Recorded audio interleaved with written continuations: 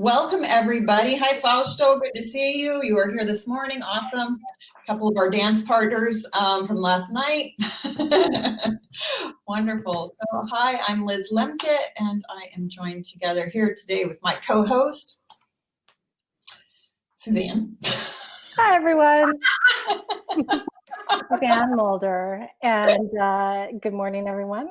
I am the head of learning at Bloomberg for the data division. So I'm coming from the corporate learning perspective, from a training team that resides within a business unit. And I'm very happy to be here. Thank you. Yeah, we're excited. We're so excited. And today we have exciting agenda going on. It was funny. I just posted in LinkedIn, and I got the information. Yeah, there's too many awesome people here in this. So it cannot load. So can you all see my screen? Yes. You know, the second meme of 2020 instead of you're on mute. So what are the principles? So welcome to day 2. So the Career Growth Summit is really about that we don't just talk about things, but we talk to them. And we exist as a team really to say, okay, how can we assist people, because we do have a passion for talent development, and help them to be successful by providing resources to help them reframe and or reinvent their careers. And the principle behind this summit is do not look for a job like the one you have. Look at the potential for the work you can do. Because we know, and this is going to be a particular theme for today, is that the future of work is social, adaptive, and personal. Soft is the new hard, and uncertainty certainly is the new black. So before we start, just want to share a little bit of something. Okay, so yesterday we had the pit crew that really organized and said, okay, what can we do together? We met up in July and said, you know what we should do? This would be good to be able to get this all online and ready by September, because that's when we're going to need it most. And so here are pictures from day 1 with the incredible learning that we had. And as of this morning at 1 p.m. Germany time, we have 484 attendees who have signed up.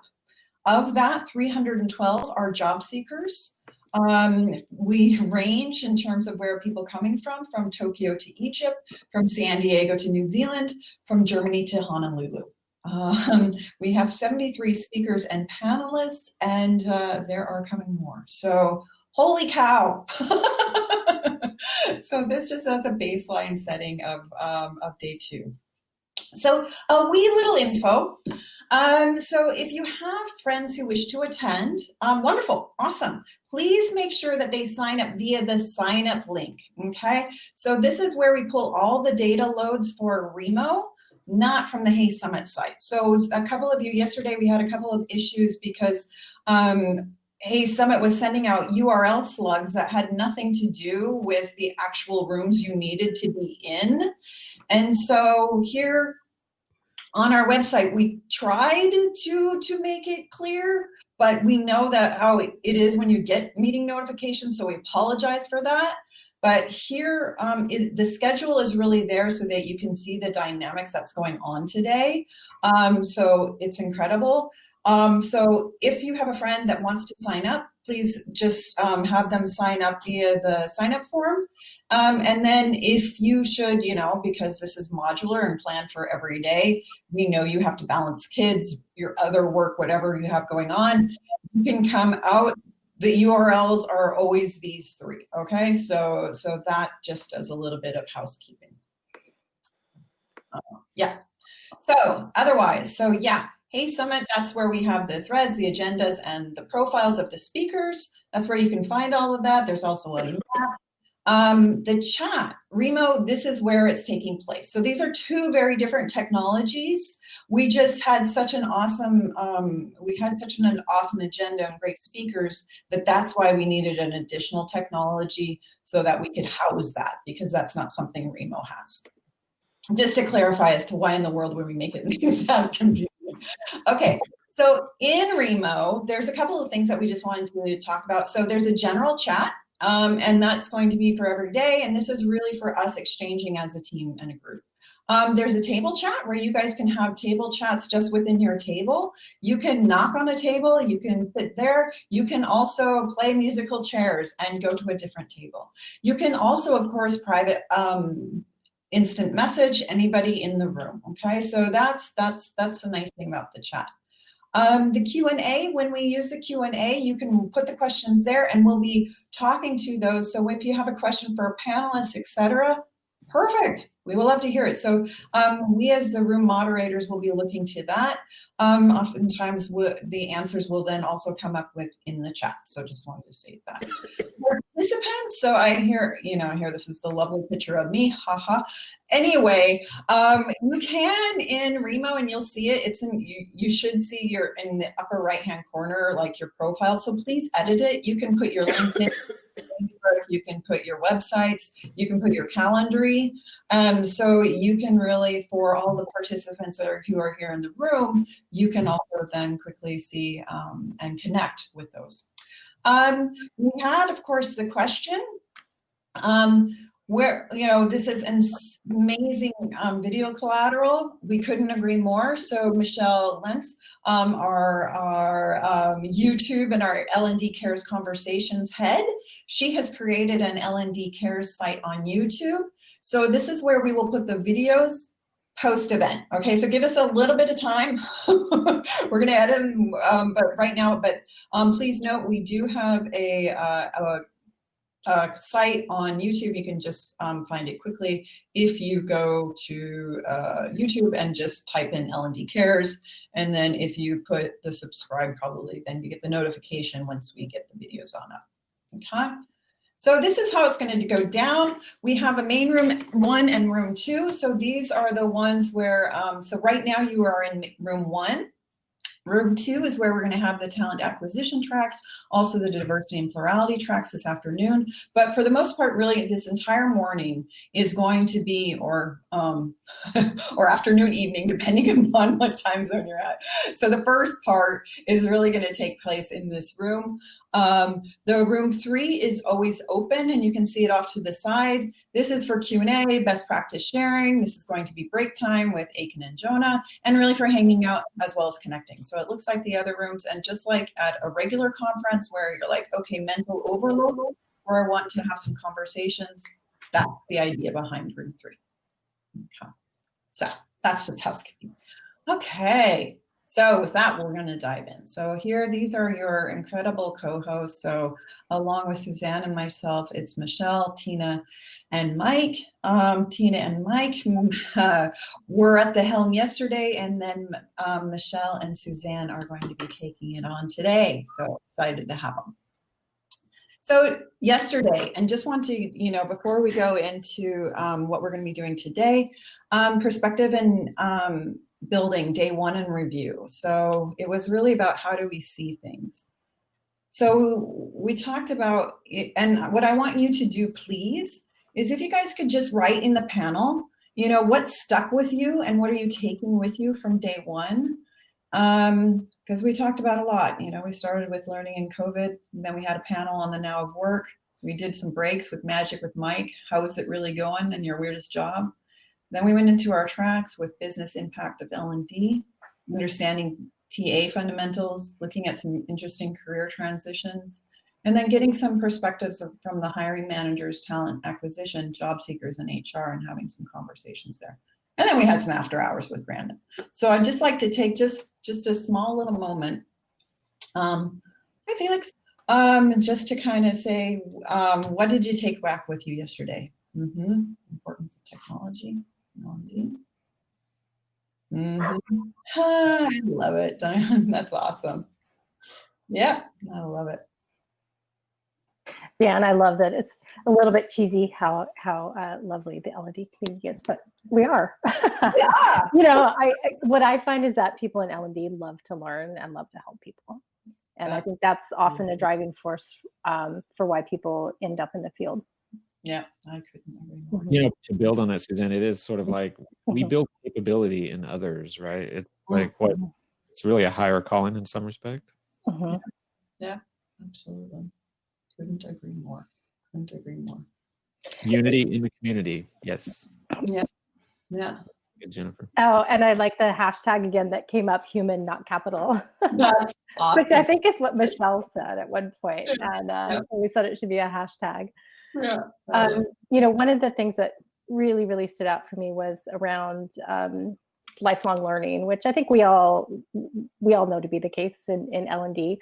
But how do I look at it from two perspectives. One, how do you create that environment and that culture at a company where you work, and really give people the right resources, tools, as well as the right guidance of what is important for them to learn. Because I have found that sometimes it's like, oh, tons of resources and it's resource overload, and they actually need to know like what matters the most. And then the flip side of that, in terms of what matters the most for you personally as somebody in L&D, I thought there were some great panelists talking about exactly that, about the technology, about looking at things like Adobe Creative Suite, Articulate, Rise, Camtasia, you know, some of the specific things that were mentioned, and even about the importance of creating your own portfolio and some ideas on how to do that. And I thought that was really, really useful. And again, somebody I've been at the same company for 20 years. I haven't been out there, you know, working with recruiters for myself personally, although I've hired some people. Like, it's really important to always understand what's going on out there so that we can bring it back to the companies where we do work. Yeah, absolutely. And that, you know, that aspect around how are we using the insights that we have and speaking to them, and, you know, not saying, you know, not asking for a seat at the table, but saying, what was it that Michelle said? Just sit down. Or Danny. Yeah, Danny, I guess. And it is that aspect as to, you know, how are we using and understanding what those insights are and working together. Yeah, absolutely. So yeah, those were our themes from yesterday. And so today we have on the docket, future ready. And this is that aspect to say, as we think about what we've been doing and thinking about, you know, just like that hashtag that you just mentioned from Michelle, human, not capital. And it goes into that aspect of work learning is personal, social, and adaptive. It is that piece to say, is this fit for purpose? What can we reimagine here? So I'm excited to see what we talk about today. You know, we have, you know, in terms of tracks. So this is what's going to be going on this afternoon. We'll be talking about personal and our own development. So his physician, heal thyself. So we're the cobblers with oftentimes the worst shoes. So looking about how are we being brave there. Understanding talent acquisition technology to your own advantage. Understanding learning strategy and technology to your own advantage. Diversity, plurality, and 21st century competencies. And then tonight, after our show, our circle is going to be in the house with Ask Me Anything. So Michelle and I gave some thought to give a little bit of orientation on the day's themes. Michelle, Suzanne. Suzanne and I gave some thought on today's theme. So Suzanne, anything that you'd like to mention here out of our thoughts? Sure. I mean, I talked about the importance of lifelong learning, of course, and some of the things that that I have seen as trends, again, coming from the perspective of an in-house L&D team.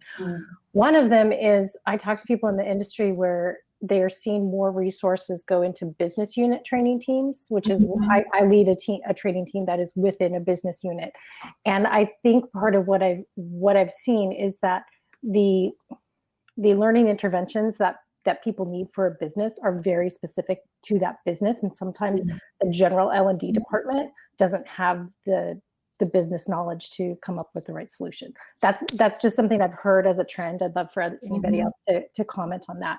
But I think that our organization, at least, like we see the increased resources tied specifically to a business unit and its goals. That's one thing that I see. And then just massive upskilling, reskilling when it comes to digital technologies, data technology, specifically data analysis, data science, and data infrastructure. I really feel like data is driving everything right now because everyone's collecting so much data. There's insights to be had within that data that can lead to opportunities for your business. And that includes L&D as a business as well, right? So L&D, there are insights that we have, And I think that we need to be really, really proactive about it, because I think we are also in a position to protect that data when it comes to our employees, right? Yeah. So I think that there's a lot of data there that people might think can be used in some way for performance, but I think we also need to be like safekeepers of that data to say, well, okay, we can do something with some of this data. Should we? Yeah, very good. Yeah, just because an important conversation. Yeah, very well said. Absolutely. So I think, from my side, I think one of the big pieces was, looking at how quickly things are changing. What is, having those conversations around certifications, value of experience. How are we actually speaking to that? Looking at learning agility and performance dimensions. Understanding potential. Also here, to your point, with about the digital transformation and the upskilling is really that aspect of people working with technology working for people, and how are we using that to our own advantage. One of the other ones is that we're going to spend some important to say, okay, how are we really show up for sustainable inclusion and equity? So not just putting a training on it, but saying, okay, what is our particular role in learning around that? And then at the end of the day, really looking to that future of work, social connection in isolation is also that aspect around how are we having brave conversations as well as brave listening, and really seeing how humor and empathy really truly do connect. So that's what we have on the docket today. So as with yesterday, please take a little moment for yourself and just ask yourself, what do you want to learn from today, and what do you want to experience?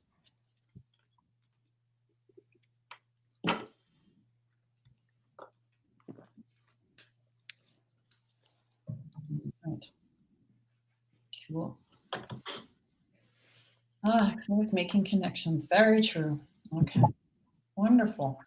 Well, I am excited to now pass on over, am I in the time, to wonderful Brandon. Yeah, wonderful day. Remember, everyone has a different learning, thinking, and communication styles. Very good. That came up yesterday with around the respect. And it's helping them learn and remember it. I love it. Yep. New technologies. Oh, Juliet, good to see you. Okay. Wonderful. All right. Well, then I just encourage you is to have your learning objectives. And this is so fun because talking to other people in L&D, you know exactly what I'm saying, is, take those learning objectives and then figure out, throughout the day, how can you make your own personal progress on what you want to learn and what you want to experience. We're all accountable for our own learning. All right. Awesome. And with that.